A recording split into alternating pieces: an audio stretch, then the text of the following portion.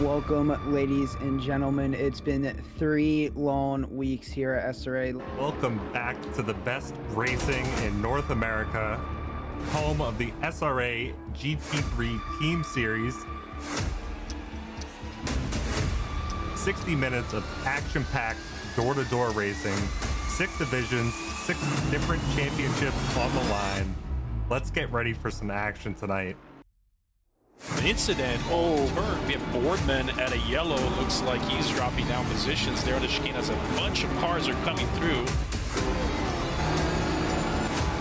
Byron's going to take a dive in the Lexus. Johnson looking to go down the inside of Maxwell. And we're off and away for SRA.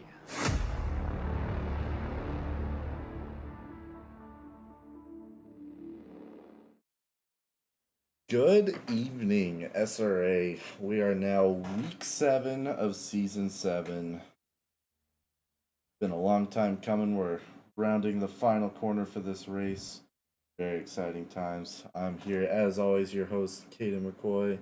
I am not joined by my right-hand man tonight, Toaster. He is out for the rest of the season. I hope you have all very much so enjoyed hearing his voice, because you will not hear it until at least next season. He is on vacation. Wish him the best out there. But instead, I am joined here by my left-hand man, Nate Bright. What's going on, Nate?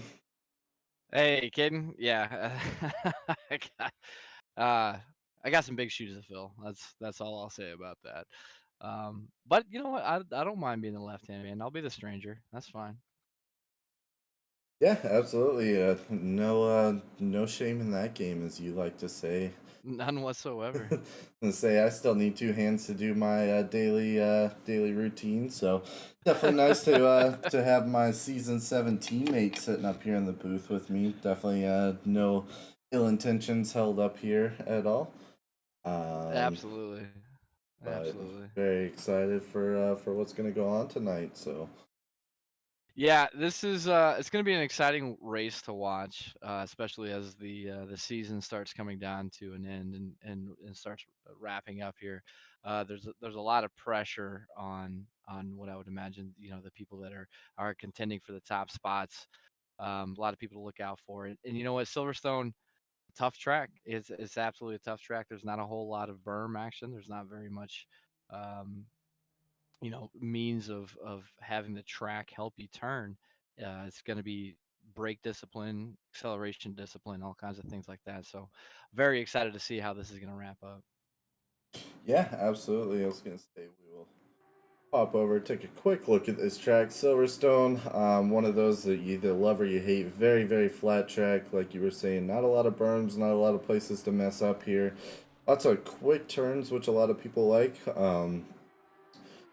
Very long track, coming in at 3.6 miles long. Gonna use quite a bit of fuel per lap tonight. Definitely longer than what we're used to. A nice little technical section. Overall, these British tracks never seem to disappoint when it comes to things like this. Yeah, and I get the impression throughout a lot of SRA that the British tracks are some of the more frustrating tracks, but that's perhaps due to the fact that there's in a lot of them there's not a lot of passing opportunities. But I feel like in Silverstone that may be the exception to that rule. Yeah, Silverstone is definitely very much so an exception. A lot of British tracks have very tight, flowy, whereas this one feels like a proper circuit, really. So lots of passing opportunities, lots of wide roads. But with all the fast corners, you definitely use those roads up quick on these tracks. But Yeah, there's no question about that. So it'll be interesting to see, how people are kind of playing defense and offense tonight, in particular. 100% popping over, looking at our team standings here. Number one, we still have Baseline Racing to Uranus with Corey Saracone and Jabri GTG You did leading say out the pack. Uranus. Leading out the pack. They've been pushing a very, very good season. Trying to hold it ahead of number two, Mighty Morphin with Dawson Trembling and GB3, both very That's a team to watch out right I was there. gonna say we've been following them all season long. They've been doing really good. They had their real good race last week where they both finished top 10. So they're right on the tail of racing to Uranus, and we're gonna see how they do. But I'm gonna laugh not every time. not to disappoint though. Number three, Lunar Lone Star Motorsport with Max Diggs and Selena Boonstra. I was actually watching pre-race, like to do a little bit of my homework and mainly try to steal some of the lines of these better drivers. Sure. Max Diggs was having some of the top times of the pre-race session at least. Number four, Playing E Vengeance and Podium Hunters with Matt Schmitzer and Jitesh Katavikar. Both very strong racers. Rounding Yeah, out no number question. five, Scuderia T-Rex Racing, of course, is in Ferraris. Ethan Marvin and Rogerio Santos, and that rounds out our top five as far as drivers' standings. Number one right now, we're looking, no surprise, Corey Saracone with 516 points. Max Diggs leading close behind with a 63 point back for number two with 453 points. GB3 holding tight to that third place, 151 points back from Saracone, trying to keep his third place lead. Number four, Steven Smalley with 361 points. And number five, GB3's teammate Dawson Trembling with 359. So we have both those teammates in number one here. Yeah. So the question still lingers for me: has Selena got? Is she still on a controller? I'm gonna ask I that every race. I think as of right now, as the last I heard, she is very much so still on controller. But who knows? That could Unbelievable. change. It needs to. Yeah. It definitely needs to. Well, if once she does, D1, look out. That's all I gotta say about that. She's gonna be coming in hot. Yeah, absolutely. It's she is not going to be sitting in D4 as soon as she gets used to that wheel. Yeah, and there will be a learning curve there. I would imagine. Maybe not. Heck, I mean, she's been proving us wrong for many seasons now about how effective one can be with racing on a controller. You're talking you're D4 in season 7, and she's finding herself, in the top splits of the season of the entire field. That's incredible on a controller. That's absolutely incredible. That tells you she's got the lines down. She's got everything down. Once you give her a more finite control with force feedback, with the wheel, with throttle and brake control, I mean, all bets are off at that point. Absolutely. It's definitely going to be a force to reckon with when she finally gets the proper equipment for this. And definitely going to be a fun one to follow. Probably won't be commentating at that point, especially if I stick with D4. But gonna look forward to continuing to watch her. Yeah. Know she's been in here a lot. She is definitely put her time in. I'm sure she has a lot of hours in ACC as of right now. It's gonna keep going with it, but we are coming out for our silver qualifying now. We got a couple of drivers out here on the track going to lay down their silver qualifying. Now, as we have seen many times in the weeks past, silver qualifying is definitely something to keep a massive eye out on. It is not. These drivers, time and time again, have proven themselves to be an absolute force to be reckoned with. As we keep going, they are not giving up any of these positions easily by any means whatsoever.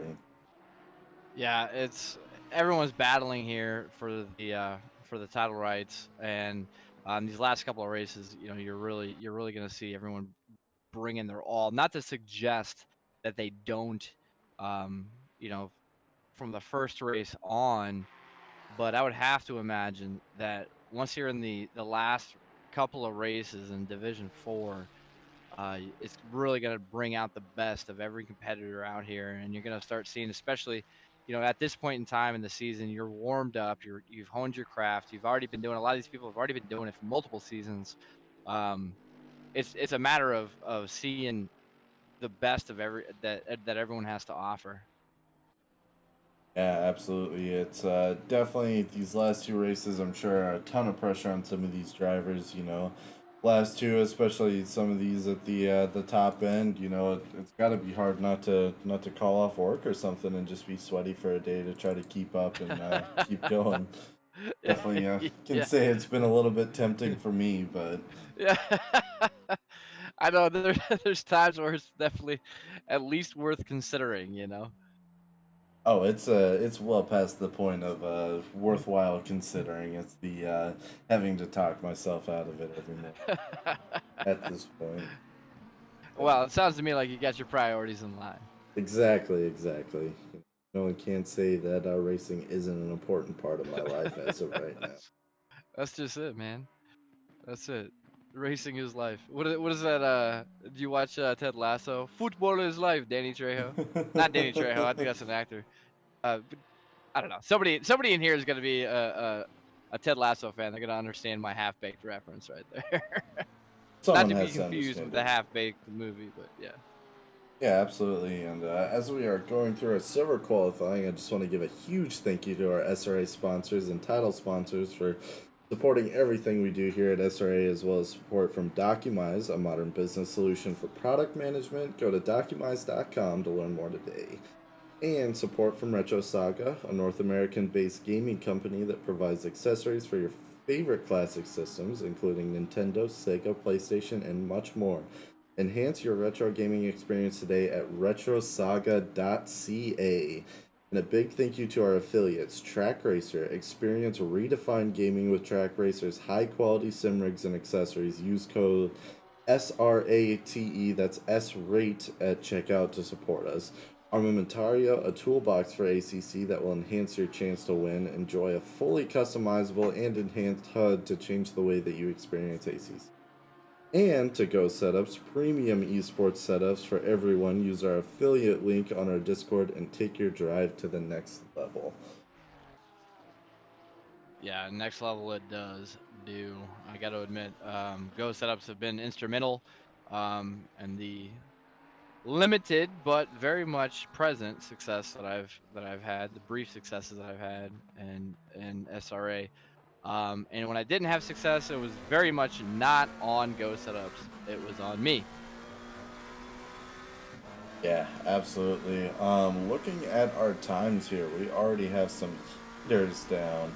Scott Smith with a 158.9 as our #1 silver right now. Lloyd coming close up behind him with a 159.3. Got a lot of 159s in here, a couple of 2 minutes, 201s in here, so we're a little bit spread out this week, but already seeing 158s from some of these drivers is kind of crazy. Yeah, that's exactly what I'm thinking. Like 158 out of the gates pretty well. Which is now a 158.445, mind you. He's only getting better. Sheesh Louise, like, when will it end? Okay, we'll follow him along for a lap here, kind of try to see what he's doing, what lines he's taking. Definitely for the enjoyment of you guys and not for me trying to perfect my craft before tomorrow night. Yeah, we're not taking notes over here. I don't Exactly. think I'm putting my pad out. Whoa, wait, you're not taking notes? Oh, no. Or wait, are you? No, won't you Oh. take them? Whatever. Whatever. It's okay. I'm recording. Gonna be good. So, but yeah, seeing some heaters from these drivers, I do not quite have the experience I would have liked to at this point with this track, but put a decent stint in tonight. Lots of fun. It's a very flat track, which is definitely weird coming off some of the others that we've been racing as of late. There's not much elevation change, all very flat. Like I said, this feels, most of the British tracks feel like you're on a back road somewhere racing through. This one feels like a proper circuit, you know? I think there's a lot to be said about that. You start looking at Oldham Park and places that like kind of out in the countryside, if you will, and you got elevation changes, you got dips and dives, you got some high berm action. That's nowhere to be found here in Silverstone, which is an interesting thing because a lot of people actually prefer that rather than having a crazy just roller coaster of a style of a track. But also, like we were talking about previously, earlier in the broadcast, I think a lot of it comes down to how wide the track is, how forgiving it is for, if there's only one thing that's forgiving for, it's allowance of overtakes. And so that's what's got me really excited about tonight is where and how are these overtakes going to happen? Yeah, absolutely. It's a very wide track, but with as high speed as some of these corners are, it's going to be easier for some of these drivers to run off, and I think that's where we're going to see a good amount of our passing opportunities. People dipping into the dirt when they shouldn't be, and maybe giving up that precious tiny little second to hand the spot over for the next driver in the next corner. But definitely going to see how things shape up. Definitely nice to be back on a dry track again as opposed to last week. I know you are a lover of the wet tracks. I am. Yeah, I really am. Yeah, I don't know. Although I will say, post 1.9, it's been different. There's been a learning curve and adjustment period there for me, for the wet tracks, and suffice it to say, I think it feels more realistic, and I've enjoyed less success with the wet tracks than I had, 1.8 and beyond.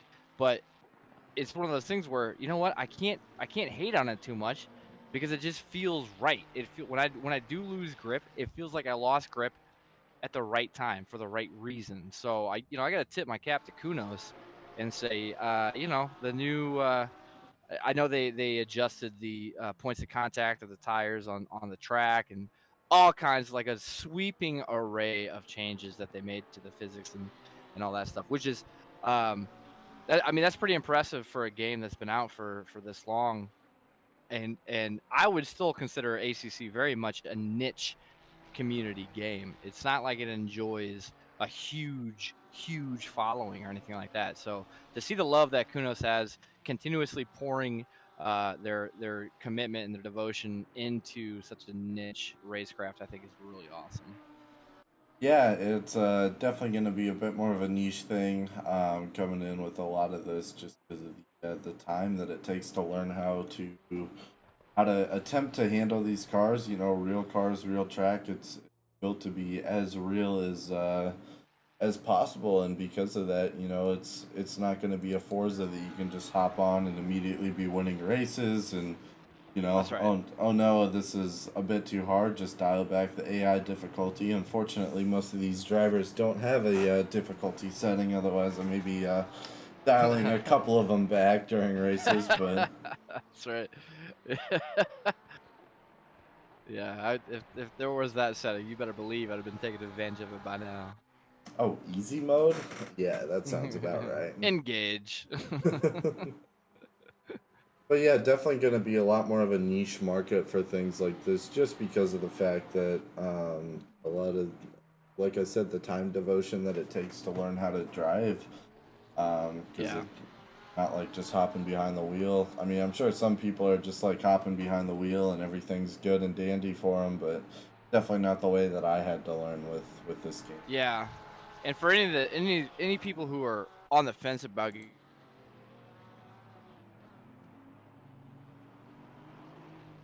You there? Seems like you cut out here. Like he may have got disconnected. So, well, we'll pretend like what he was saying was going to be great and insightful, and welcome back, Nate. Oh shoot, did I got dropped there for a second, didn't I? Yeah. Oh, well, hey, it's good to be back. Yeah, I was just saying, for the people who are new to the league or are on the fence about sim racing, the people that you'll see consistently at the top of the leaderboards, it's not because they have a multi-$1,000 setup.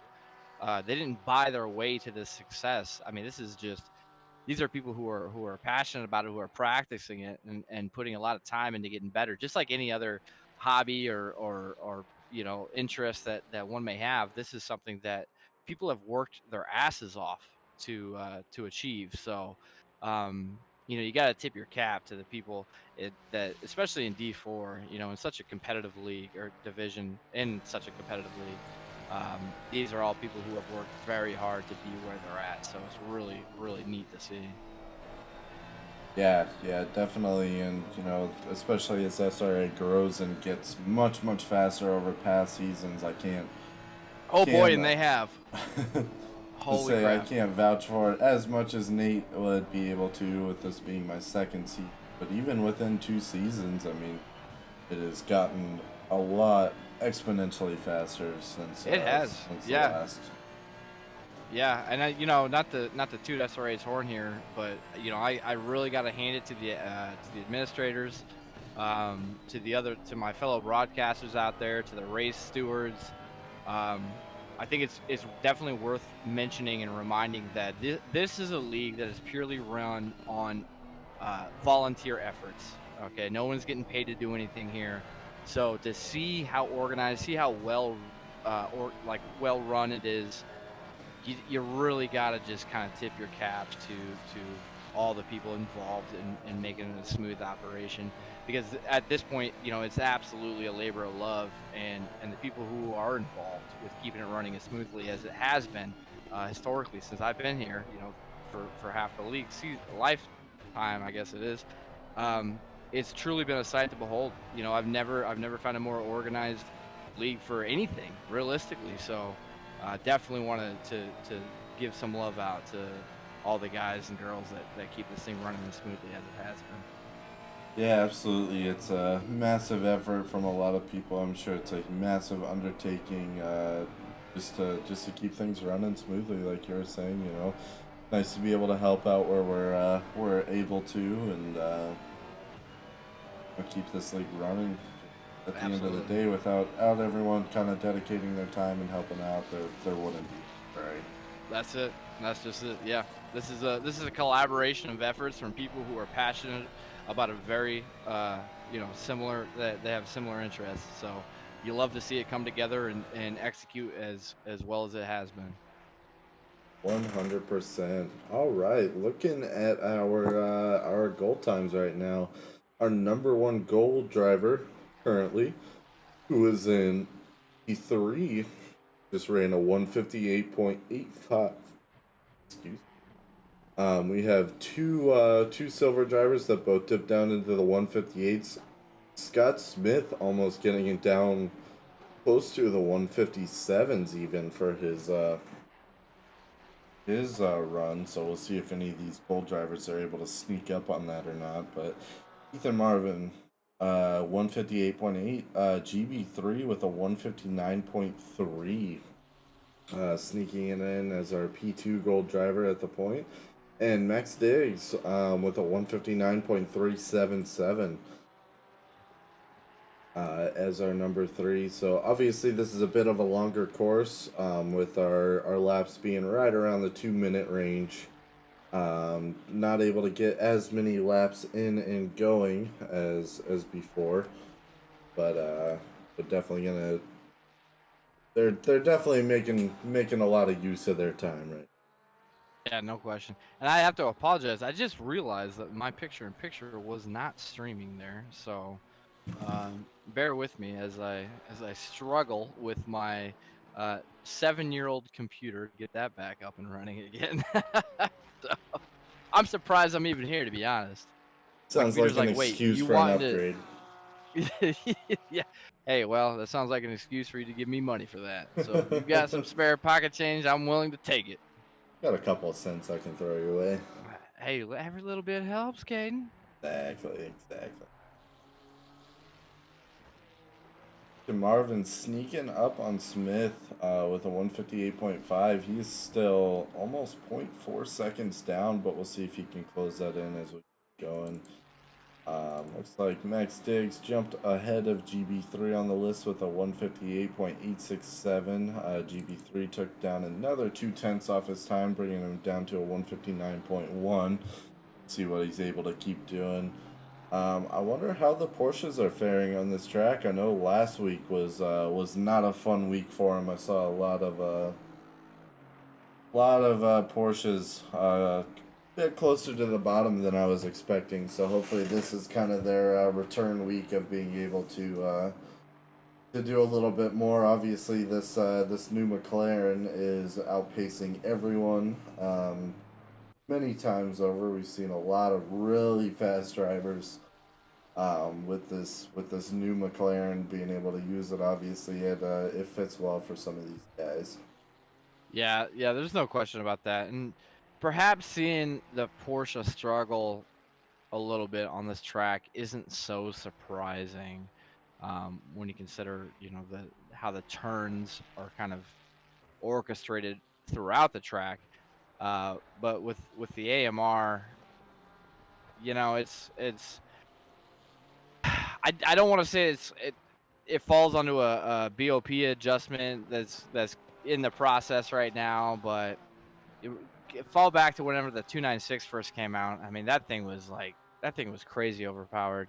In fact, that was pretty well primarily the reason why I went to it. I'm gonna admit, hey, listen, I need every little advantage I can get. And then they actually released. I didn't think that Kunos was gonna release a BOP adjustment update for it within the time frame that they did. I thought I can get a whole season out of it, but I was proven wrong by Kunos. They had that thing nerfed within 2 weeks, and I've been struggling ever since. Yeah, 296 is still a real good driving car. I'm sure there's some of these drivers in here that may be regretting that decision just a little bit, but I am one of them. I should have just stuck with the AMR, man. Honestly, I've been vibing with it, honestly. Yeah, you have. You've been real solid with it, and that's been fun to watch. And as your teammate, it's been fun to watch from from behind you. So Yeah, absolutely. We definitely need some more of these guys. Wink, wink, nudge, nudge to start streaming. So when I'm not as fast as everyone else, I can get a little bit of airtime. Maybe. There you go, man. But As checking we out our look times in the here. picture-in-picture, I'm on GB3 and the old picture-in-picture as he caresses his way around the track. He's always really fun to watch. This is a guy, Gordon Beverly III is a man who definitely, when we talked about earlier, devoting time to practice and fine tuning one's craft. There's probably no one more dedicated than that, than Gordon Beverly III. He's been a consummate professional throughout this entire endeavor. When he came in, I want to say beginning of last season, if I'm not mistaken. I got a chance to get to know him real well. He's a fantastic driver, fantastic dude. So personally for me, yeah, I'm rooting for him, man. I'm a GB3 fan. There's no question about it. Say, not to mention him dropping the ball, and I feel like I can keep shouting this out of him making a GB4 on the way Yeah, coming here before too long. yeah. Let's get excited about SRA. I don't know, season 24. Maybe we got a GB3 GB4 in the mix. I was gonna say, talk about drivers to watch out for. GB4 is gonna be a Yeah. force to reckon with. I'm telling you, you got 2 generations of experience coming down on you. He's gonna be a force, man. Exactly, not a lot can be done with that, but Maybe Selena will have a race setup by then. A wheel. what's gonna happen first? Is Selena finally gonna get a Yeah. wheel, or is GB4 gonna be dominating everyone on the track? You Oh, never know. Selena, I make these jokes, but I only do it because I want you to get the setup that you deserve.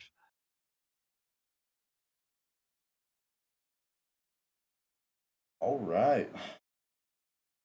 As we are lined up, Scott Smith ended up coming number 1. So for the second or third week in the row now, we have silver qualifier.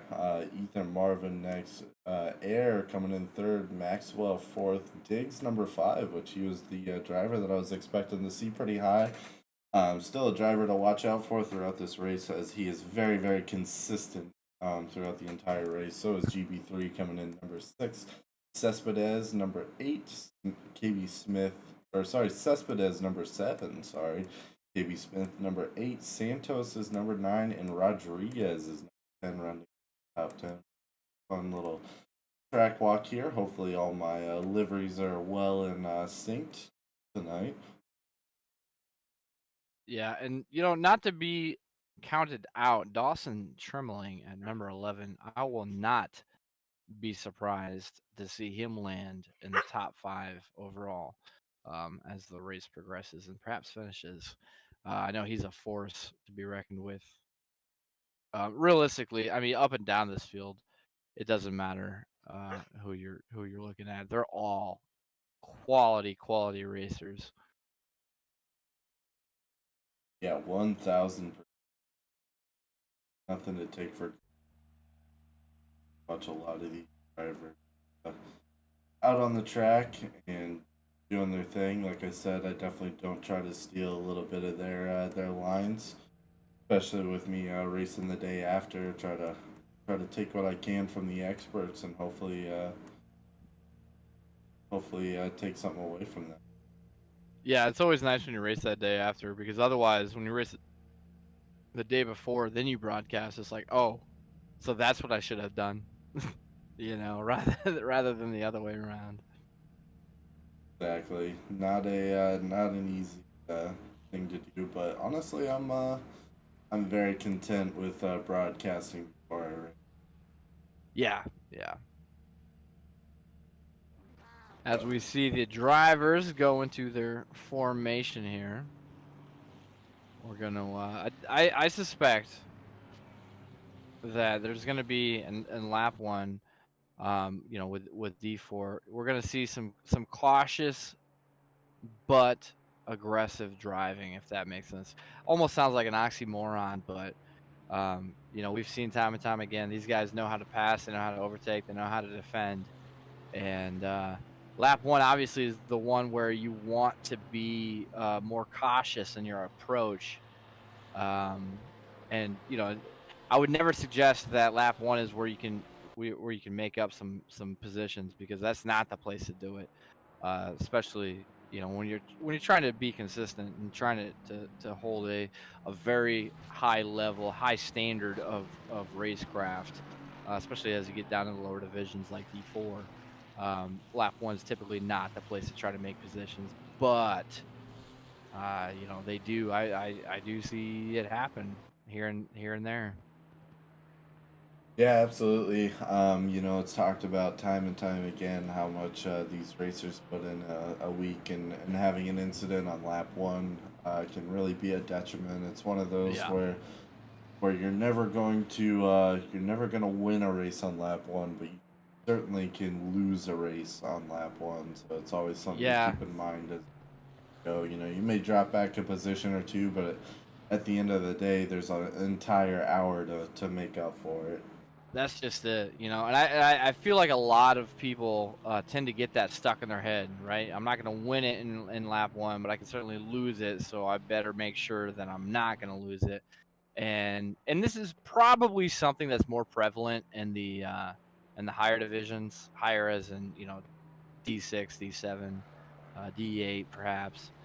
Whereas you tend to have people who aren't as predictable on the course, and perhaps they're not as familiar with the importance of consistent driving, because an hour is a long time. An hour is a very long time to either lose a race, but also on the flip side of that same coin, to win a race too. That's why if you find yourself falling back 10 places in lap 1, lap 2, lap 3, man, you got a long time to make that up, especially considering a lot of the people that perhaps have passed you, they haven't pitted yet. And a lot of people don't practice their pit entry, pit exits. There's potentially, dozens of seconds, depending on how it goes. Probably not in D4, but there's a lot of time to be made up just in pit entry and exit alone. So it's something I try to stress to a lot of the newer guys, newer people who join and participate in the races. Hey, if you get down in the first few laps, you're not out at all. I know that's cliche as hell, but and there's no truer spot where that holds true, I think, than in racing. Yeah, absolutely. Definitely tough, but we are lining up, coming around for the last corner here. Gonna give a little bit of a shout out to Sean Daniels, is missing this week's race. Sorry to hear that, man. Hopefully you can come back with a vengeance next week. Wong is a little offended at you now. Wong is a little offended at you, Nate, for calling him out for not practicing the pit entry, but. Oh man, I love Andrew. He's a hell of a guy. But yeah, he needs to definitely step up his pit entry. Wong, I'm kidding, baby. I love you, man. I love you. All right, we are off. It looks like Marvin was able to kind of play the game a little bit and sneak up. Looks like he ended up kind of being our first starter there. He has snuck his way up there. It looks like Maxwell, is now sitting P2. They both pushed Smith back to position 3. So both those drivers managed to sneak around P1 there. It looks like GB3 is already making up at least a couple of positions here. I think 1 position so far. Definitely going to be one to watch out for. Didn't catch how many people. Looks like we have 30 drivers starting out tonight. So we'll have to see kind of what happens. There always seems to be at least one driver that drops out.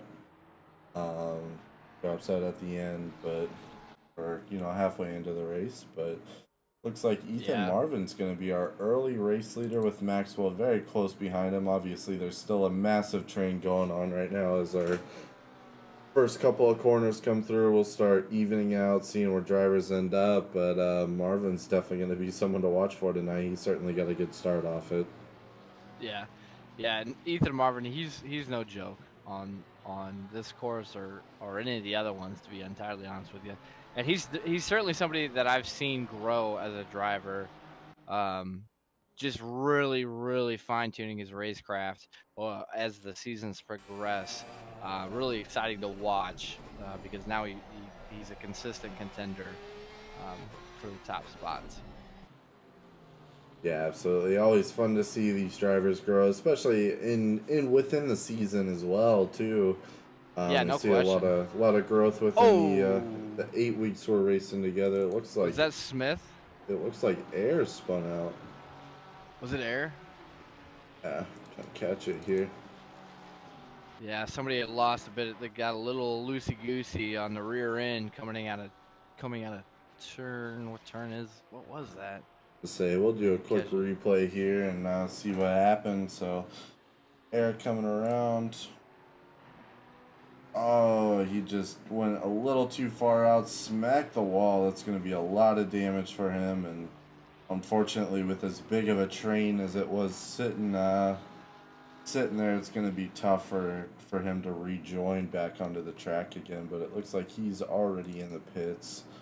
Um, Looks like Maxwell is bringing out our fastest lap so far with a 2:08.945. Obviously, those times are going to close down awful quick as the race goes on. Looks like Maxwell lost a little bit in that corner there. Scott Smith is not wanting to give up that P1, so he is going to fight his way all the way back. But it looks like we're starting to have our little gap forming. It looks like Marvin is off to a bit of an early lead. I kind of wonder how much fuel he's running. He may be maybe doing like half and half or something. Potentially really Yeah, gaining a lot of time early on here. that's always an interesting element as well is fuel strategy. You know, are these people are they going full out, full fuel, um, where you get a little bit more grip throughout the corners, but definitely less top speed. And that kind of changes as the race progresses, obviously. But it's always it's a unique thing to see, and I welcomed the changes that SRA has made through pit strategy because we used to have a very short pit window of 10 minutes, about halfway through the race.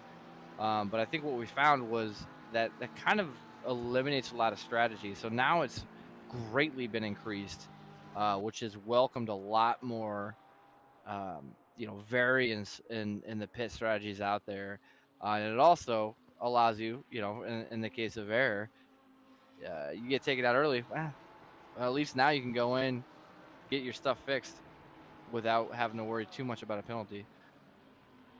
Absolutely. It looks like Scusa came in a little hot and had to bail out on a corner, really pushing him out into the dirt there. That sucks to see from him. Not a good way to start. Looks like he's also heading into the pits. But we've overall seen a very clean start to this race, Yeah. which has not been the theme the last couple of weeks. These drivers have been trying very hard, but some of these things that have happened are hard to miss, and especially on the more narrow tracks. So maybe this is a advantage of how wide this track is being able to avoid incidents maybe a little bit better than you would on other times. Yeah, no question. And that's a good counterpoint you raised. Flip side of the coin of being able to have real estate to make passes, you also have the extended real estate to avoid crashes. So Yeah, definitely something to keep an eye out on. Obviously, a lot of this is a bit speculation. I am not behind the wheel, thank goodness, with these drivers right now. It's oh geez, could you imagine? I don't even want to. Like GB3 has worked his way up 3 spots so far within the To the first six surprise of minutes of the nobody. race. That's a Yeah. little surprising. First 6 minutes of the race, and he is pulling up pretty quickly on Scott Smith right now. McLaren, who we saw put down a heater of a time, but Yeah, he did. that Aston is just prowling right now. I'll tell you though, GB3 he's a force, man. He's consistent. He's capable of throwing down a heater of a hot lap. That's something that a lot of people, a lot of racers don't have. you tend to see one or the other. Either you can throw down a hot lap, and that's your Make-A-Wish Foundation lap, or perhaps someone more attuned to me. You're not very fast at one particular lap, but you can string together a lot of laps. Although that hasn't been the course for me, or the case for me this season. But it's rare that you find a driver that's capable of doing both consistently. Put down a heater and then repeat that heater throughout the course of a race. So it's always exciting to watch, and especially when you get into D4, you tend to find more drivers who are capable of that, and GB3 is definitely one of them. Yeah, absolutely. It's definitely kind of that balancing act of being viciously fast during the week when it's just hot lapping, and then being able to keep those laps together, consistently and safely throughout the track for an hour-long race. Yeah, And really, that's where D1 comes in, because they're all over that. Not only are they the fastest drivers out there, but they're also consistent. yeah, yeah. And you gotta imagine, D1 SRA drivers. You're talking that's the fastest ACC drivers in the world, essentially. So that's impressive to see, and it's also really, really cool that we have them here in SRA. Yeah, absolutely. It's a lot of fun interacting with some of those guys. Even though as sweaty as they may be, they're very, very down to earth. Always happy to give advice. Check out a couple of laps. They don't make too much fun of me with my my lines, because I'm sure they see a lot of obvious mistakes throughout the whole track. That's right. Yeah, I've always had nothing but positive experiences with those guys. Like we have a little bit of a three-way battle here with Botellis. Sweeney. Looks like Sweeney pulled around Botella. Botella's not going to try to give that back, but like Sweeney maybe just pulling ahead just a little bit here.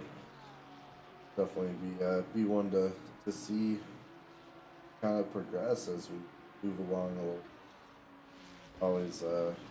Always nice to see some of these clean passes, especially with this track. It definitely seems like cornering ability. It's all of it as of right now, because that Ferrari is definitely staying right on the tail of that Lamborghini. They go through the track. Yeah, there's no question on that whatsoever. Picture in picture, I'm on board with Austin Weiscarver right now, who finds himself about a third of a second behind Holmes. And he's got a good three-way, four-way, maybe even 1, 2, 3, 4, 5-way battle up there. If Austin can hang on, especially as these turns are coming up, there's a few overtakes happening here. Austin is making his way up through the pack, trying to make some moves, just be consistent. He's going to find some success as the leader of this 5-way pack, which, if I'm not mistaken, is GTG or Eastcott, one of the two. He's going to be able to work his way through that crowd and perhaps wait for a mistake on their end and come out perhaps on the better half of it. Speaking of mistake, it looks like Eastcott just tapped it back in. There it is. GTG there. There it is. Spinning him just enough. I'm glad I was watching that. Just a little bit of a love tap.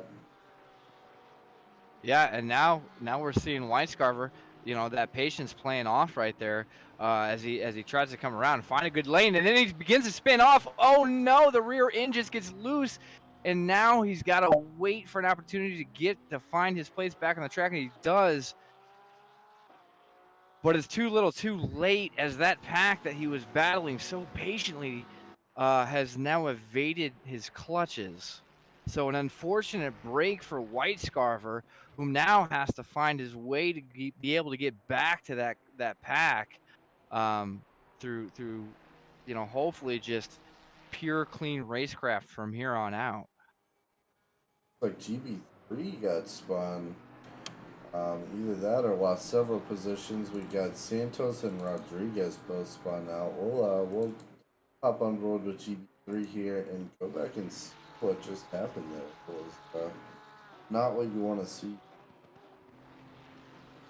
Yeah, it's an unfortunate thing. Anytime you see somebody spin out, Looks like who was that? I think that was Maxwell spun him out, and then GB3 comes back and almost smacks Maxwell again.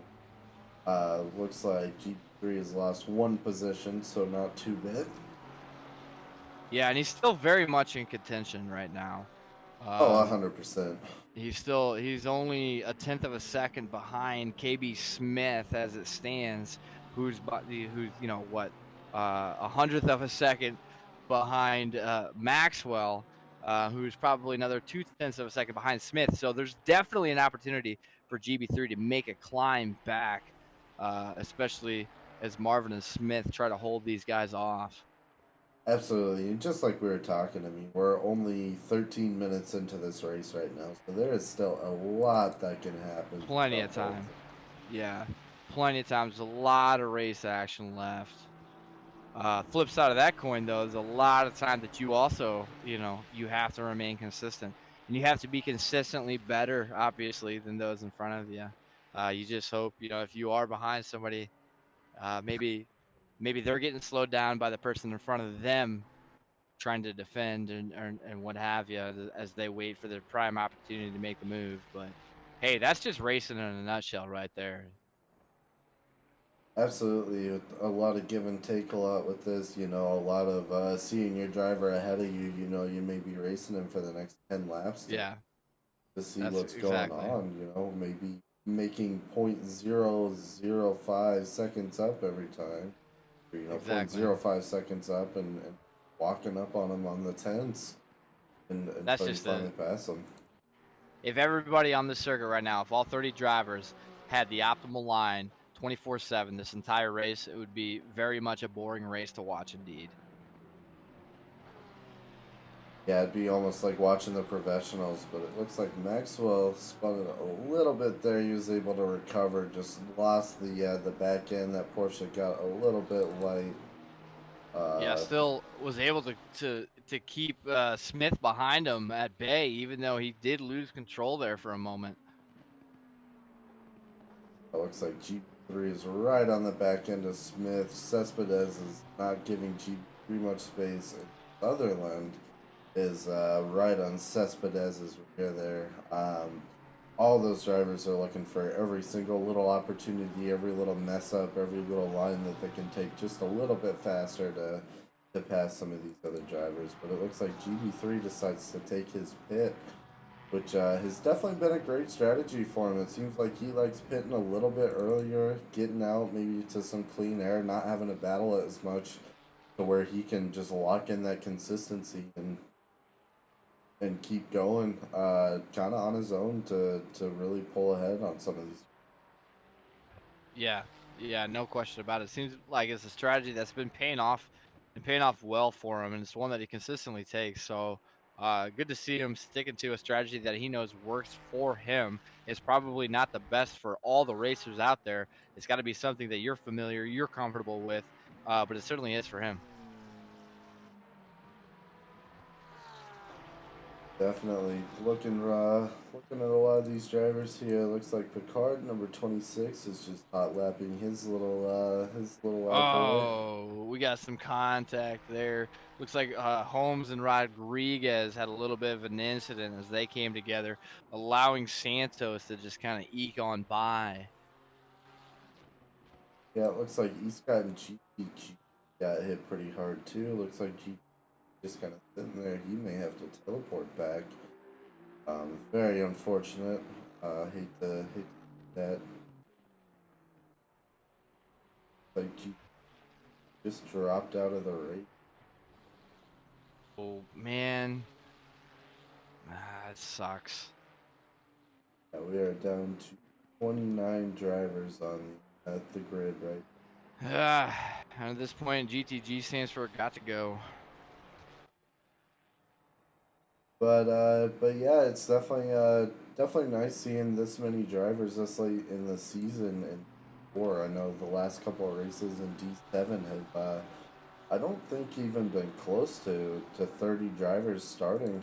Granted, the last week was a wet race. I know a lot of people really just don't like those and will tend to take some of those races off. But but still have a lot of drivers in contention, still racing right at the end of this.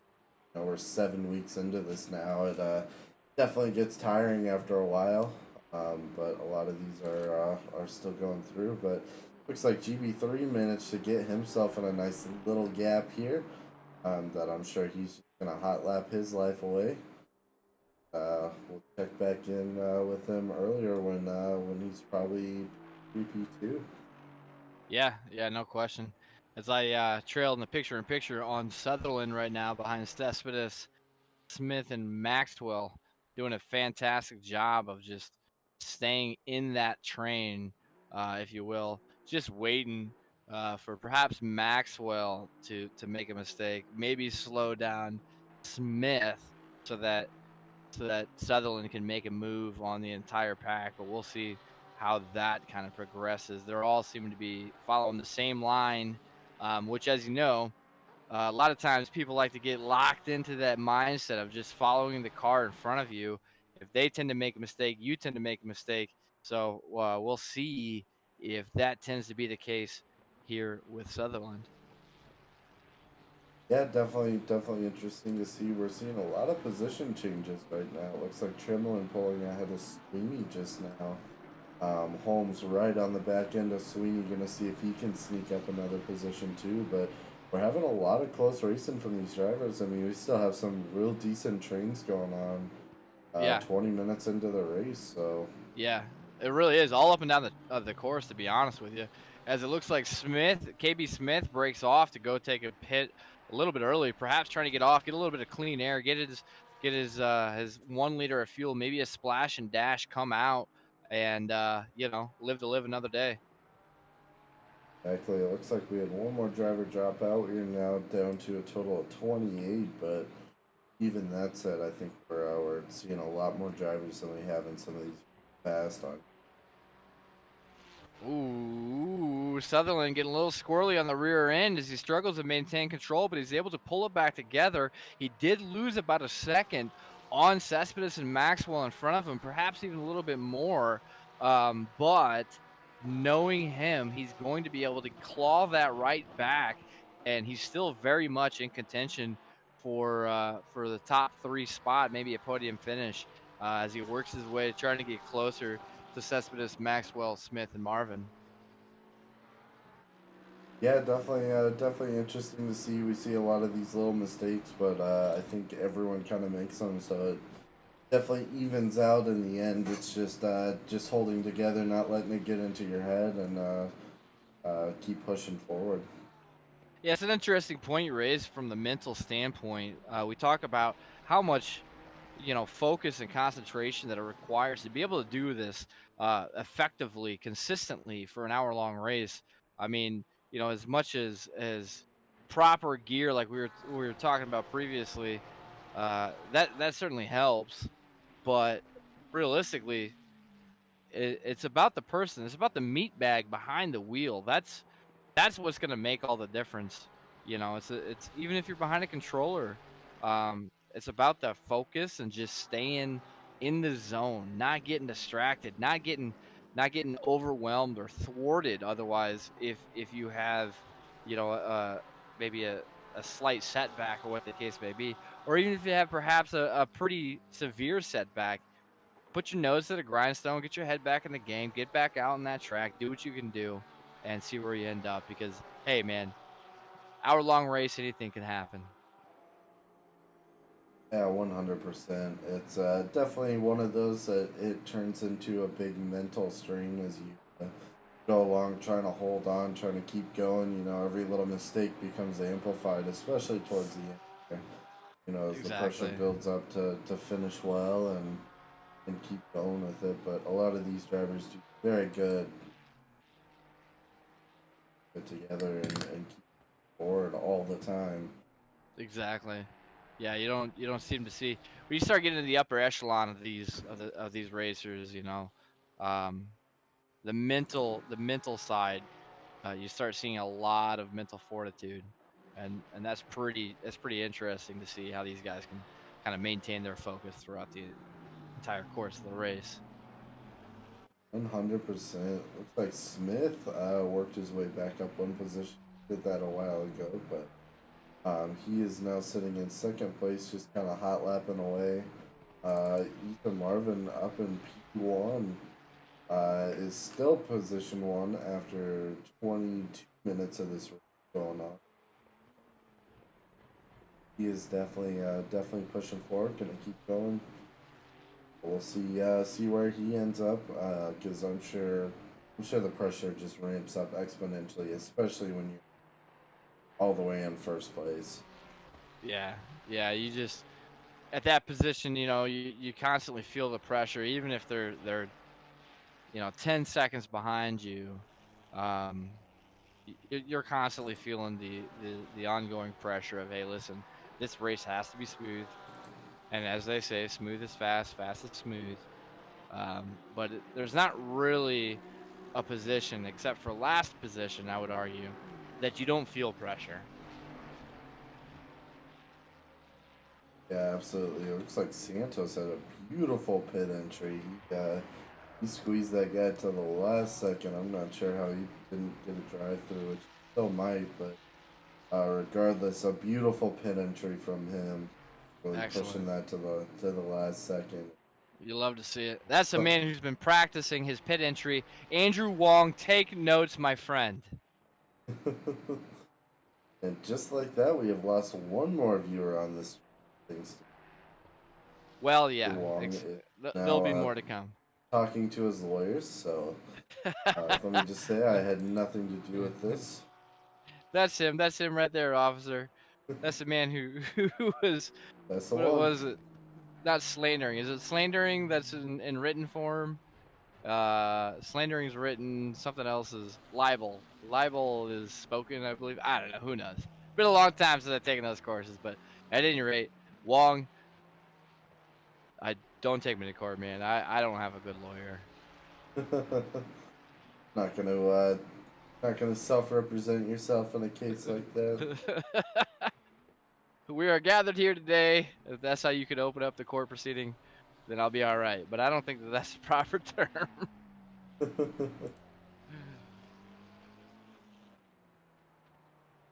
Following in on Jean-Luc Picard, Captain Picard in the old picture-in-picture here, as he battles his way to get back into contention.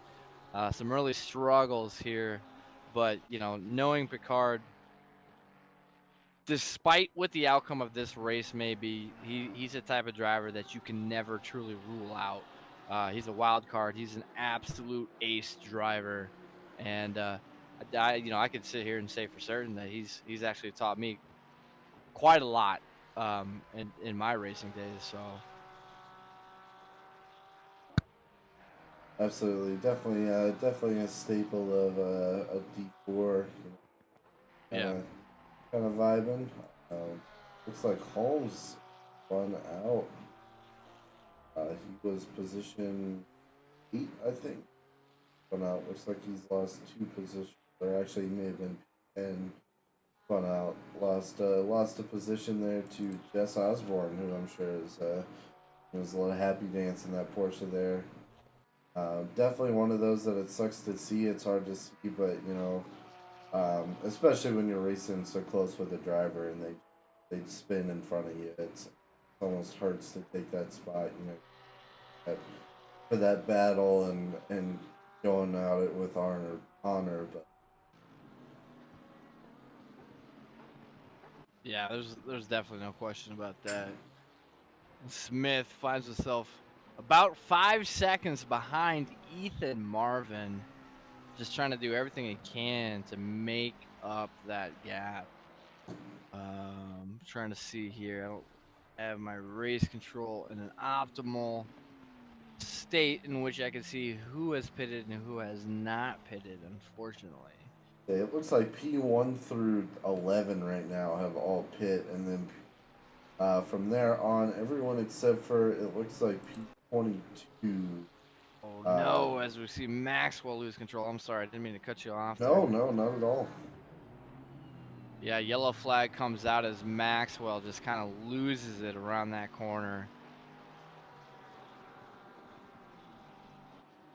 always sad to see some of those top drivers losing it around corners, but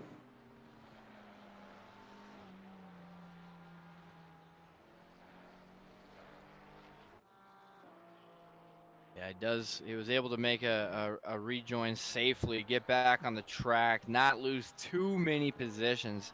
It seems as though he was able to, where he did lose control, he did have a little bit of a gap behind him.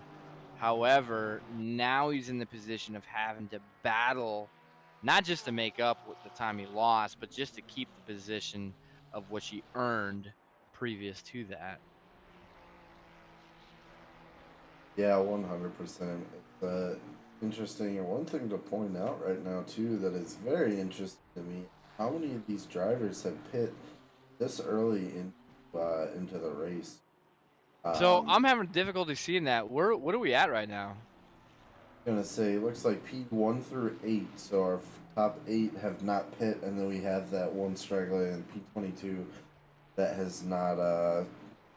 It looks like Holmes just got handed a stop and go 30. That's very unfortunate. So Oh, son of a bee thing. total in the not even halfway through the race so far, we only have 9 drivers left that needs to pit. No kidding. Don't know if this is indicative of something that'll be happening tomorrow night, but we have definitely seen a lot sooner pitting from a lot of these drivers than what we generally do.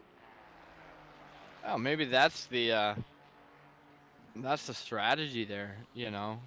Get your splash and dash. Obviously these guys aren't taking tires. They're probably going out on damn near full tanks of fuel. So, you know, perhaps it's just trying to get that clean air, go in, get that pit out of the way. If you're feeling confident in your race abilities, you know, put the rest of the race ahead of you and just use it to your advantage.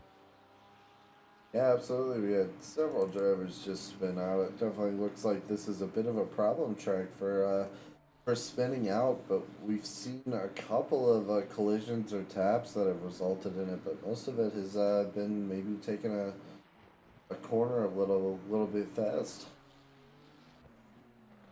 Yeah, yeah. From what I've seen, the brief mishaps that I've seen, uh, the one thing they all have in common is the rear end getting loose out from underneath them, which is probably not too unexpected, but at the same time, you know, it's just I suppose it's something you gotta be cognizant of.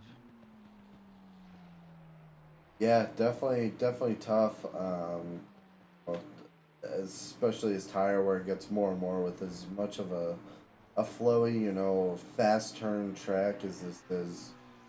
Sometimes you're not leaving a lot of grip left, and as those tires wear down, you can get a little bit advantageous through some of these corners and Yeah. maybe cook and start to spin. Definitely comes down to that very delicate balance. Yeah, it really is. And that's just it. You know, you talk about tire wear. We have all these flat, high speed turns. The berms are not helping, or the lack of berms, I should say, is certainly not helping your tread life on the tires whatsoever.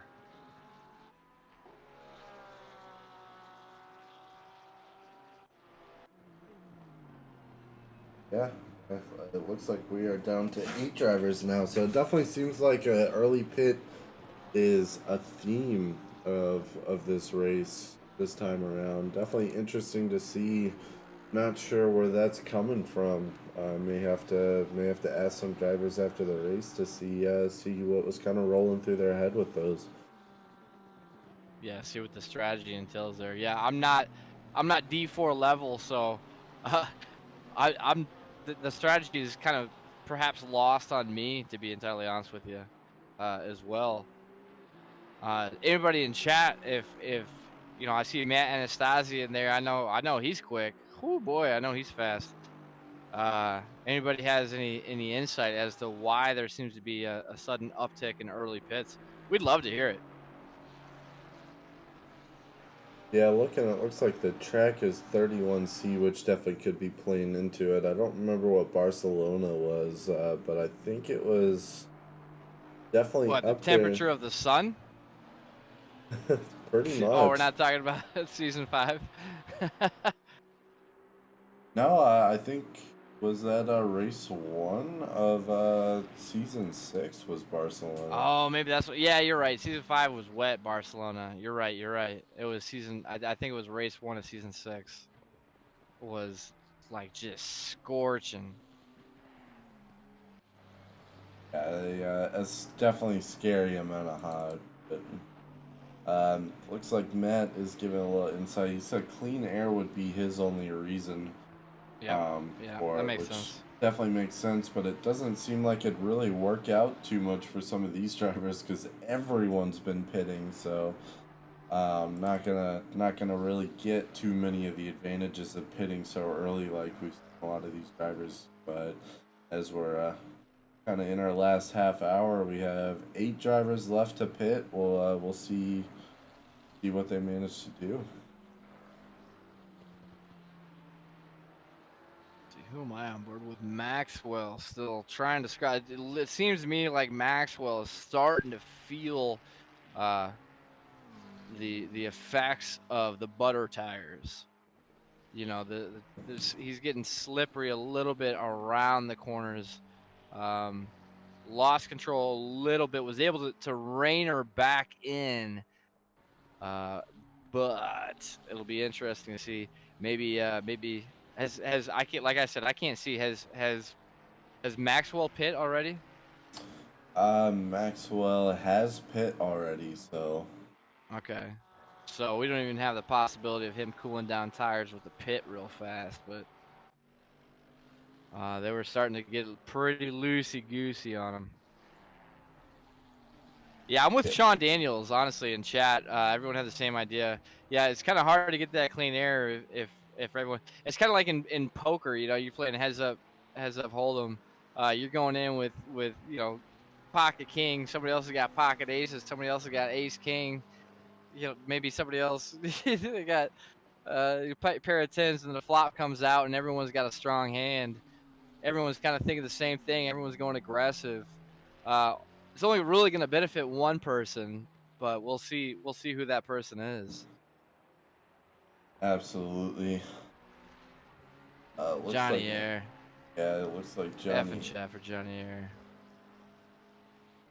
Always sad to see. We've seen quite a few drivers tonight, honestly, drop out. We are down to 28, so we've still only lost 2, but definitely been a tough race. Doesn't seem like it's quite as bad as last week. With that wet track, it was definitely a doozy. Trying to keep going, but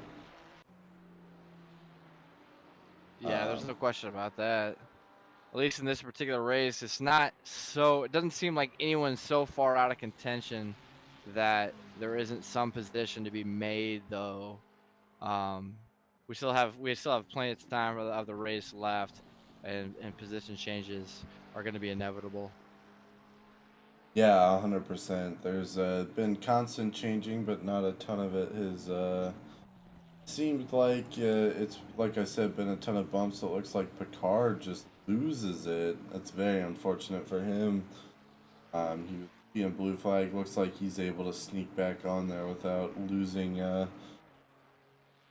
any positions. But always hate to see something like that. That seems to be the big theme of the night. Is not accidental things happening. It seems like it's overcooking some corners. So definitely something to watch out for as we keep going. Yeah. Yeah, exactly right. That trail behind Gordon Beverly the third here as we're on the dash cam of Santos. I'll keep that in the picture as we have a perhaps a good little battle here developing between 10th and 9th position. Gordon Beverly the third being 9th, Santos being 10th. We'll see if any changes are made here, but I'll tell you right now, just knowing the style of GB3, Santos has got a lot on his plate right now. Yeah, 100%. Like Smith maybe pulling up a bit more. I think last time we checked, he was something like 4 seconds down. That gap is now close to 1.5 seconds. So Smith is not Making some time. yeah, not letting Marvin have this P1 position easily, especially after as long as he's been coming in here. Yeah. Yeah, no doubt about that.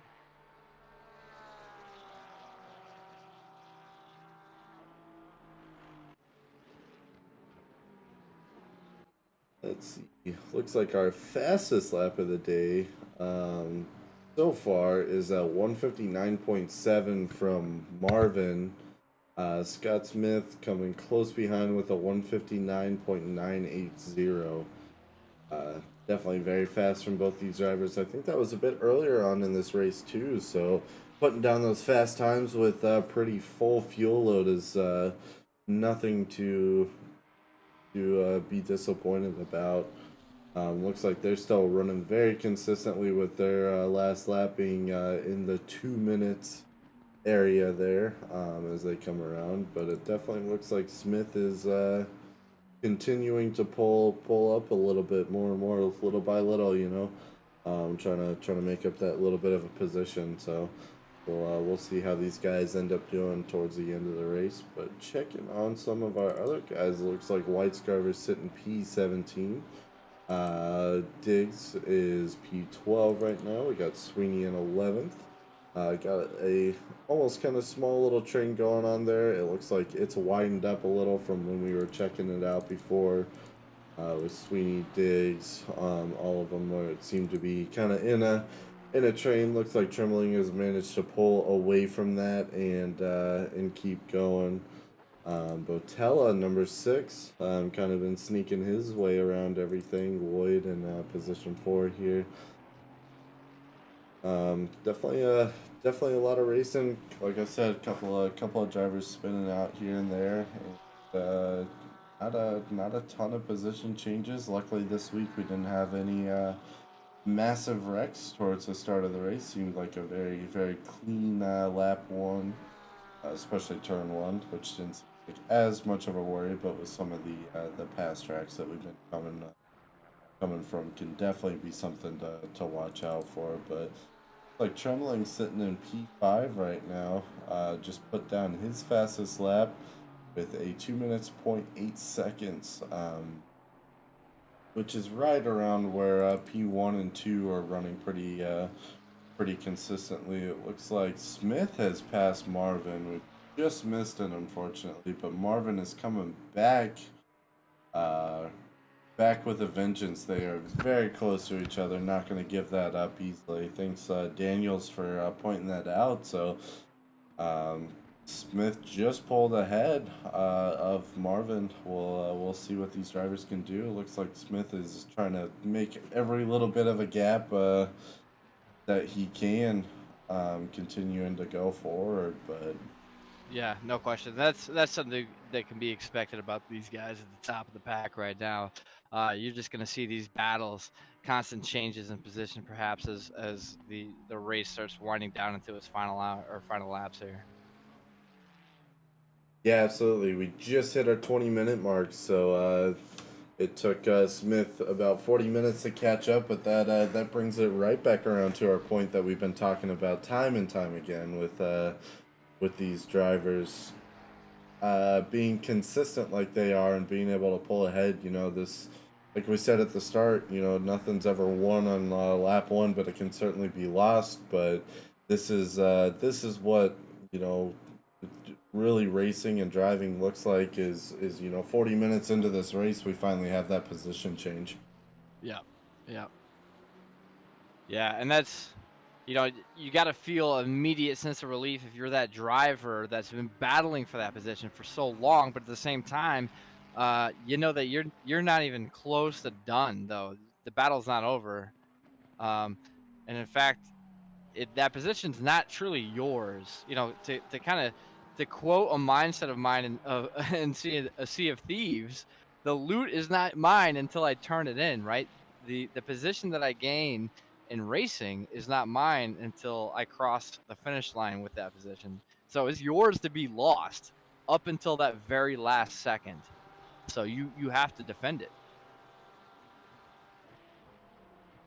Yeah, it is definitely tough coming from a lot of these, you know, like we were talking, just the mental strain that goes on through the race, especially when you're battling for P1 or 2, trying to essentially put on a perfect race, grab every little second that you can throughout all of this, to to keep going. It can be very tough to just remind yourself that you need to back off a little bit. You know, you got to push it, but not to the point that you're gonna spin out like some of these other drivers. It looks like Santos. Yeah. Speaking of spin out, that's exactly what Santos just did, as you correctly implied there. Unfortunately, let three drivers go behind him with that spin out, so cost him some positions there. Not what you want to see, especially at this portion of the race.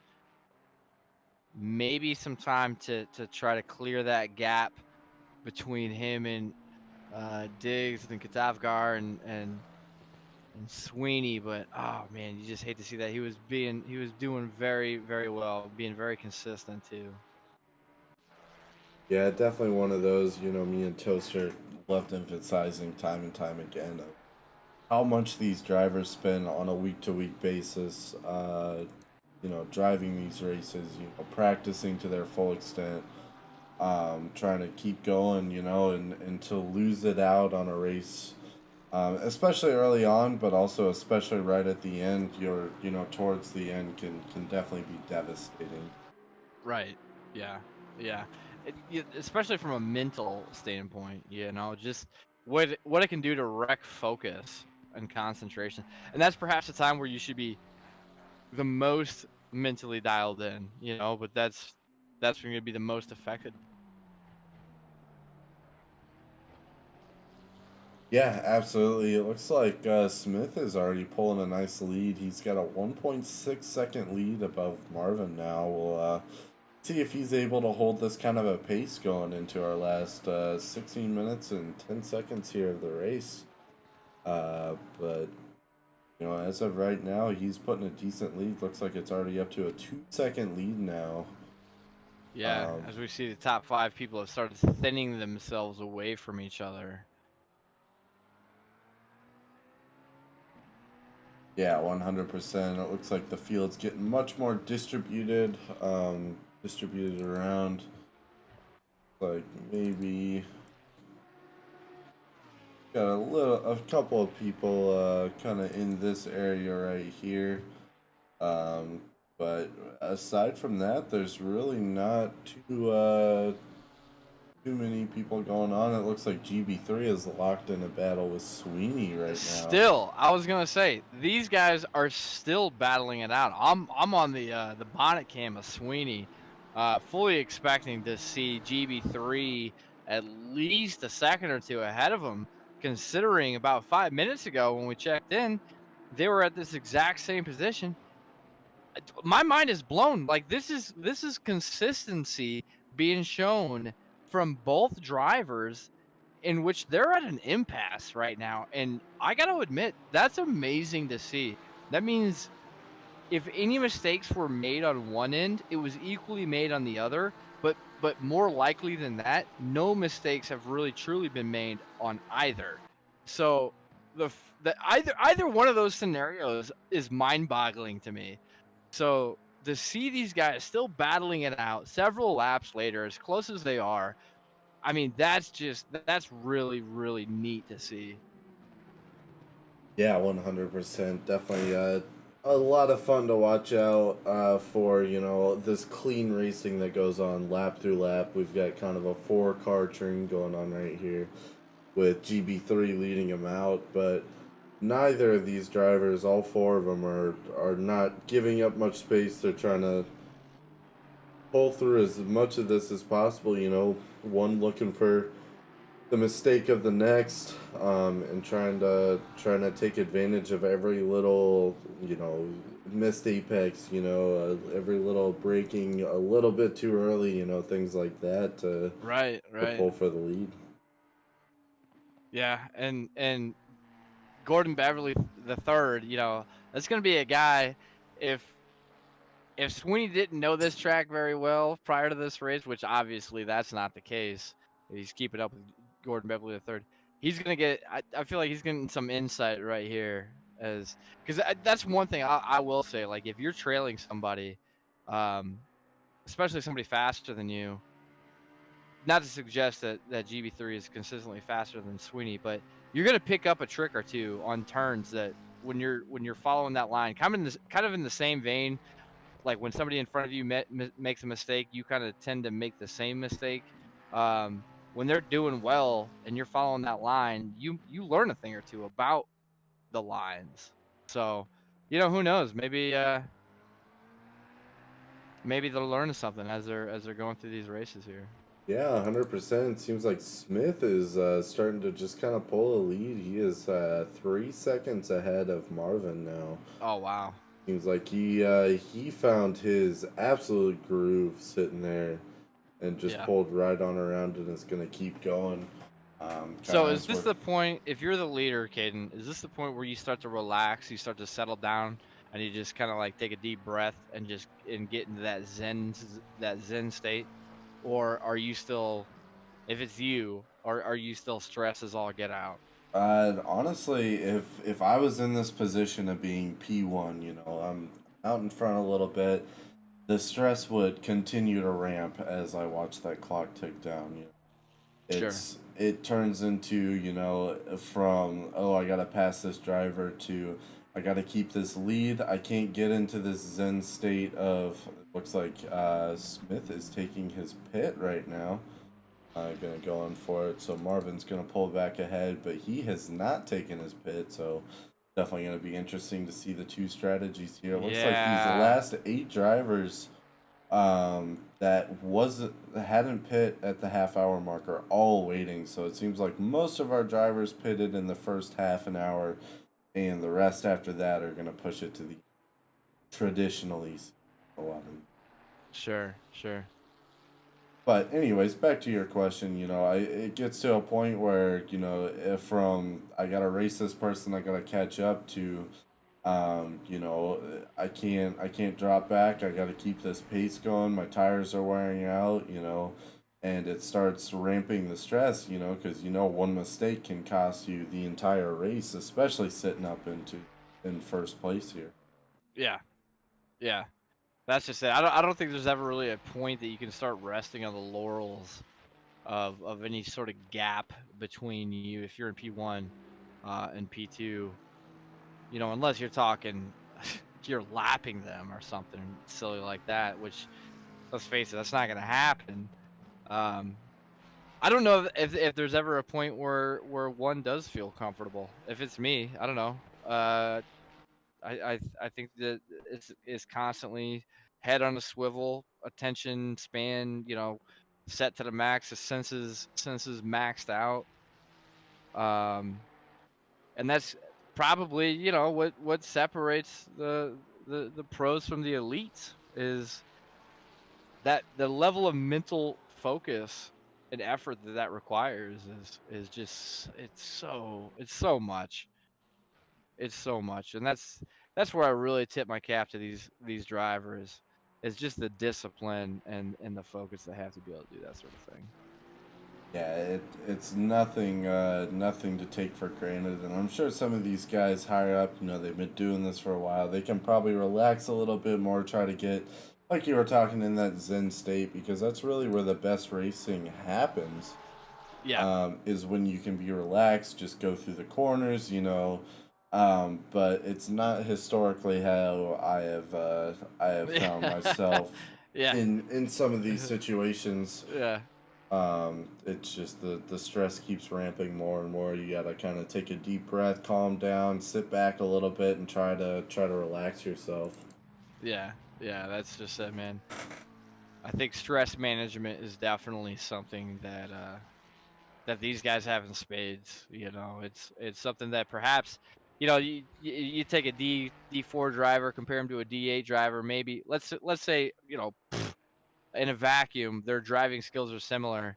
Um, the D4 driver, if they're able to just maintain that mental focus, that mental acuity, handle the stress, that could be enough. I would argue that that could be enough to put them in D4 as opposed to D8. Yeah, absolutely. And I think a lot of these division splits come down to some of those finite things like that, you know, Yeah. being able to hold the mental acuity together. Because if you look at the leaderboards, I mean, sure, a lot of They're these tight, guys man. are faster, but, you know, you don't have, I mean, we've got people in D7 running under, you know, right at D5 2 minute times. times. Exactly, you Yeah, know? yeah, But what yeah, ends up separating all that out is the ability to hold those kind of times in for an hour at a time and not yeah, make mistakes and be able to drive around other people is really where it comes into play. yeah. Yeah, and that's a very interesting point you raised there too. Is the ability to drive consistently, not just out in an open gap field when you have a 4 second gap ahead and behind you, but um, drive consistently whenever you are door to door with people around you, or going around corners, going around turns. I think a lot of people struggle to maintain the idea that there are times where you want to back out of a corner. That's something that you tend to see in some of the higher divisions. Is everyone thinks they own a corner, when in reality, let's back out of this one, and I'll get you on the next one, sort of thing. Especially when it comes to like chicanes or S turns or something like that. Oftentimes, taking a slower, maybe a slower entry to the first could lead to a faster exit on the second. The next thing you know, you are in front of the person that you let take that entry. But this is something. This is knowledge that all these guys and gals have in spades here. You know, and this is something that they're all taking into consideration. So it's battle of wits as much as it's battle of skill. At these lower divisions is definitely a battle of wits as well. Strategy definitely comes into play, as we were talking before. Now strategy has never been more important. Now the pit window has been opened as long as it has, which I think is a fantastic move on SRA's part. It's never been more exciting than it has been perhaps this last season. Yeah, it definitely was a great change. I think the 55-minute pit window allows for all the different driving styles and drivers to go through Exactly. and try kind of their own thing. Anastasi popping back into chat saying how well you can trail break in reference to us talking about, you know, what really splits divisions. That's definitely one of them. Trail breaking is Oh not yeah, something that I that's a have great point. 100% yet. Yeah, yeah, definitely got to agree with Matt there. That's a fantastic point. But yeah, Marvin is holding up P1. Obviously, he still has to pit. Smith is not letting any of that go by any means. Oh no, He no, is and he won't. sitting in third place right now. It looks like I think he lost 3 positions, 3 or 4 positions, but some of those other drivers have since pit, pushing it Sure. back up. But we're gonna see Marvin Cespedes and Botella are the last 3 drivers that need to pit. Looks like Botella just went into the pits. And speak of the devil, Cespedes and Marvin both in, so that pushes Smith back up to P1. I'm interested to see what that means for Gordon Beverly the third. With that said, now as he finds himself in the 6th place, with about a 1 second trail behind Botella or Cespedes. Oh well, now my race control is getting all messed up as people go into pits. But that may be the boost that GB3 needs, as now we see Marvin come out in front of GB3. Let's see how this unfolds. I'm gonna keep the bonnet cam on GB3 to see this battle between Marvin. Maybe GB3 can just kind of, you know, take trail on. I don't know. It looks like Marvin's gonna keep pulling away. If he can get a tug from Marvin, maybe Marvin pulls him closer to to a podium finish here. Yeah, absolutely. We definitely have to look. GB3 and Trembling, 4 and 5 right now. Both those teammates are being very consistent this race. I want to say last week they either finished right in front and behind each other, or they were separated by like one spot. But both top 10 last week. They're both finishing top. As of right now, they are both in top 5 position. Like you said, we'll see if GB3 is able to squeeze by maybe a little bit of a toe from Marvin, seeing if he can pull off a move in the last 3 minutes of this. Yeah. I spoke too soon. It looks like there's no chance of the toe happening. Marvin's just peeling away from GB3. Now Marvin finds himself coming up behind KB Smith, trying to find that gap, trying to find that mistake, waiting patiently for it.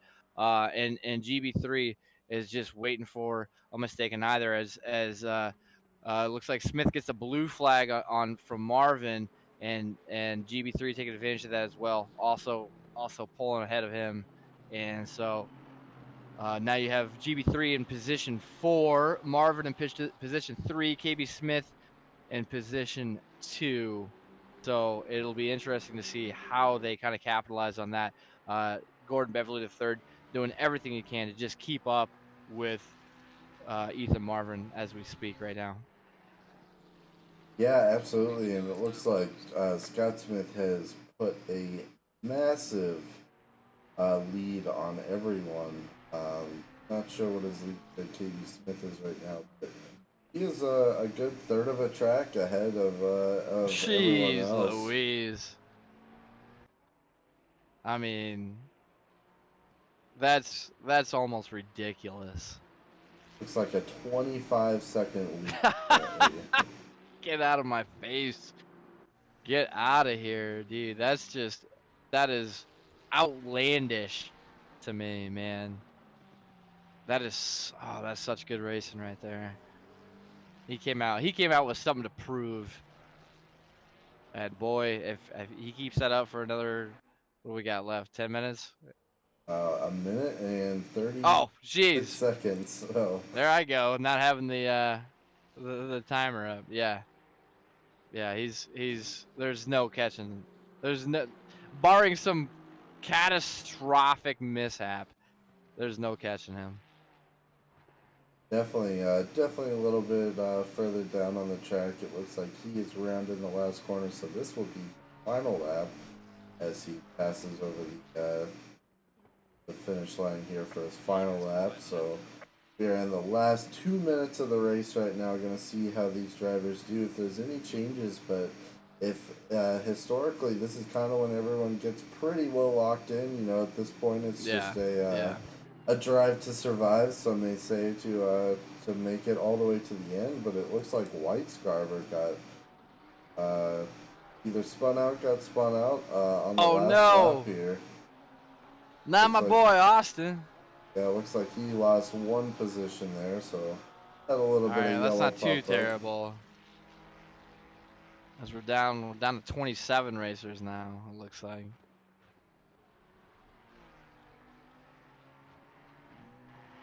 Yeah, definitely crazy. Those last laps can really suck.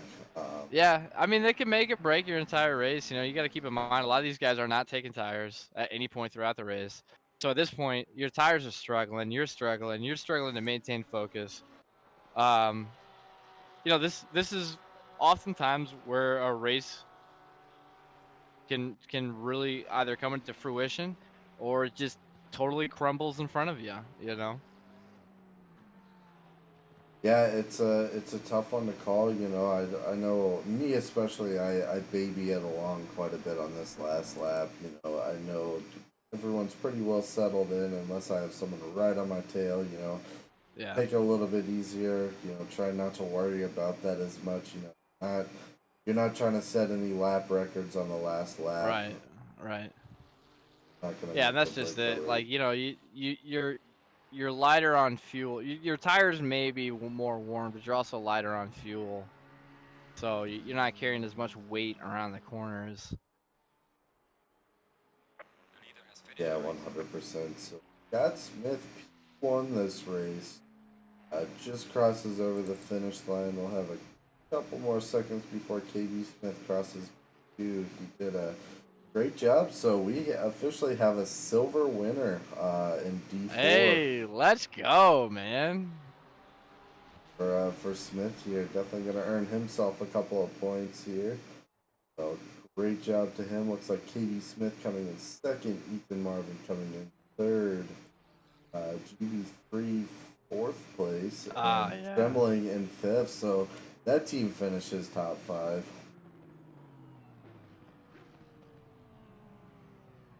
Quite a few of these racers here finished their race. Looks like Sweeney, Cespedes, Lloyd, Cadavicar, and Santos round out our top 10. Have our last couple of drivers finish out. Like the card's back just a little bit. He looks like he gets to kind of parade around on a pretty well empty track and finish this race out for everyone. Yeah, no doubt about that. No doubt about that. That was a really fun race to call right there. Just no catastrophic failures anywhere. Obviously there were some incidents, some mishaps. You're gonna find that in any race, but there was some tight racing. There was a sleeper or two who ended up taking some high positions. I don't know, personally, I love seeing some silver drivers take the podium.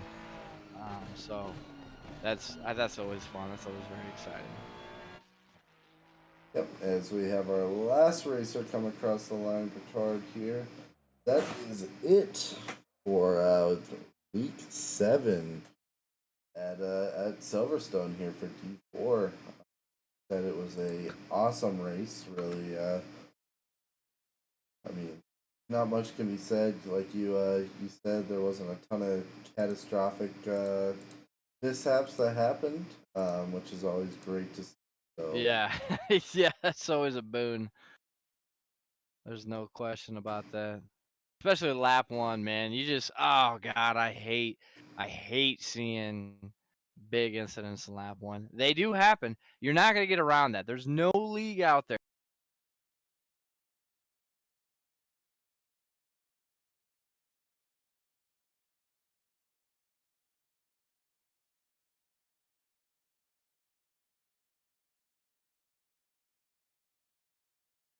yeah, absolutely. So checking out driver's briefing here, it looks like Scott Smith is in. They have to pull him in for a little bit of commentary. Oh, welcome in, Scott.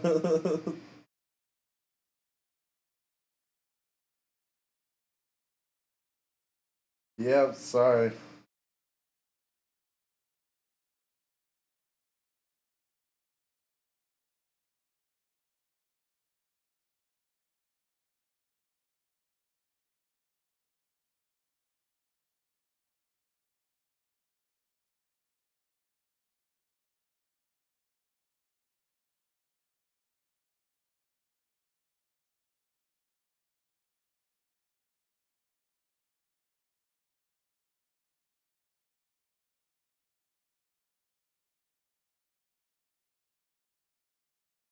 I was gonna say, great race, dude. You finished with what, like a 23-second gap behind you. Oh,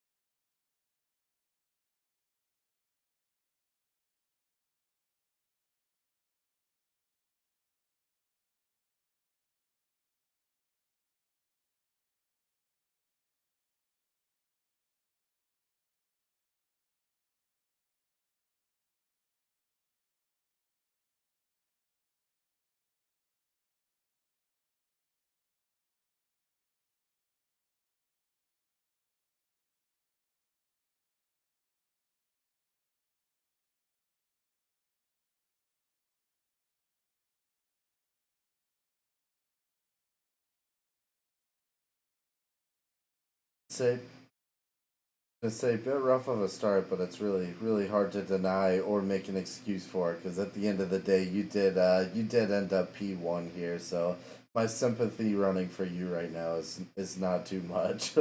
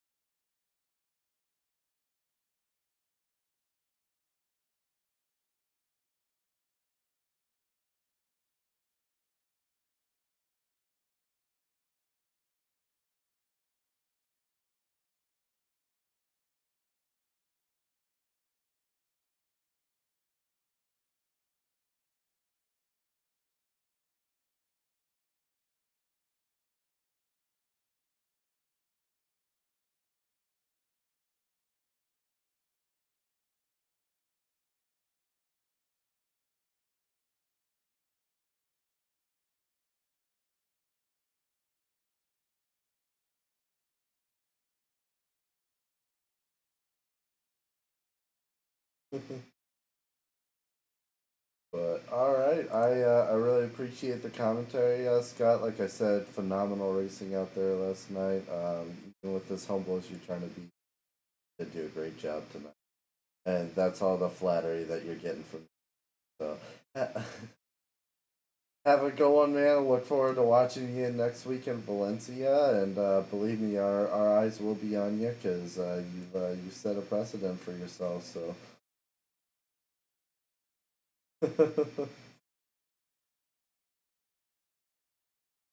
Absolutely, have a good one, man.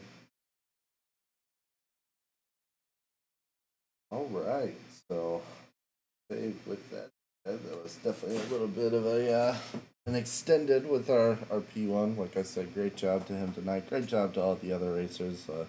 Really a phenomenal race out there tonight. Not a lot left to be said. So, with that being said, I mean, any closing remarks from you, Nate?